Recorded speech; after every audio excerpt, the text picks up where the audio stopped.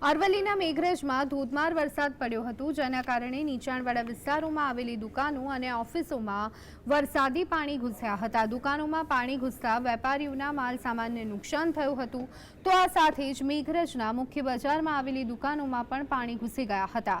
હવામાન વિભાગે આ ક્ષેત્રમાં વધુ વરસાદ પડવાની શક્યતા વ્યક્ત કરી છે।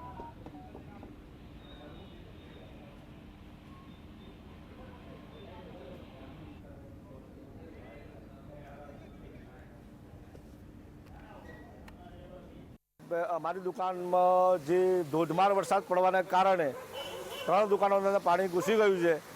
તંત્ર જે રોડ બનાવ્યો એ રોડને જે એની જે લેવલ દિશા એ નક્કી કરેલ નથી અને ગટરો ચોકઅપ થઈ ગઈ છે ને ગટર ચોકઅપોને લીધે પાણી અમારી દુકાનોની અંદર ઘૂસી ગયું છે। તંત્રની આ બેદરકારી, પંચાયતની બેદરકારીને લીધે અમારી દુકાનોમાં પાણી ઘૂસી ગયું ને હજારોનું નુકસાન થયું છે। અમારું માંગ એવી છે કે રોડનું લેવલ બરોબર કરે ને જે ગટર લાઈન છે એને સાફસૂફ કરે એવી અમારી માંગ છે। હું છેલ્લા 3 વખત વરસાદ બહુ ભારે પડવાથી કોઈ પાણીનો નિકાલ થતો નથી અને અવારનવાર આવા વરસાદના કારણે અમારા દુકાનોમાં પાણી ઘૂસી જાય છે અને ઘણું નુકસાન આવે છે। એની કોઈ સરકાર કે પંચાયત કોઈ હમું જોતું નથી।